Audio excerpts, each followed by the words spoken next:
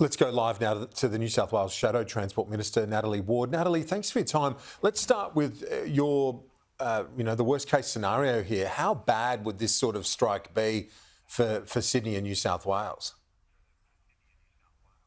Well, it couldn't come at a worse time with all the events this weekend, and we know that it's likely to be ongoing. There's not proposed any end to this.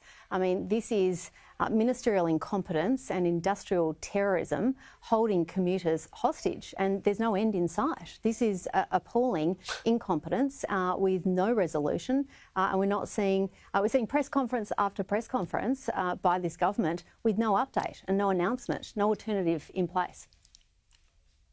And the buses that have been suggested, that would be only a minor band-aid on what would be a huge disruption to people commuting. So hundreds of thousands of people in Sydney rely on it for school, for work, whatever else.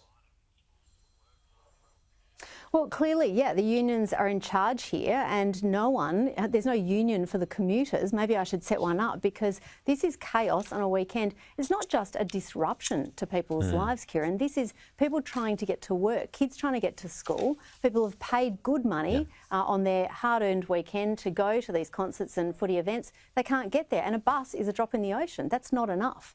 And we're not saying this is the Minister for no transport. And we've got Chris Minns here, who is a pretty face but is an empty suit with a Labor tie, who cannot stand up to these unions. And that's exactly what's happening in New South Wales. This bad industrial action is the worst we've seen in New South Wales. No resolution in sight. No one standing up to the unions. I wonder if the unions have a desk in his Premier's office. The Premier said that they're not optimistic of a breakthrough in time to prevent the strike. What is the stumbling block? Is it this idea of 24-hour timetables? Why are they so hell-bent on it?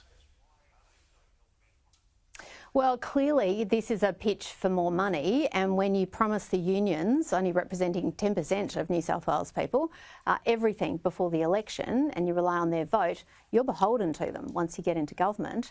And we know that they now want to extract their price. This is union versus union. We've got the police who've had their 40%, the midwives are protesting, we've got the ambulance paramedics out there protesting today. These guys are just pitting against each other, and they know they've got the government wedged. They want their money, and there's no end in sight. They'll continue this for as long as they need to, till they get the paycheck they want.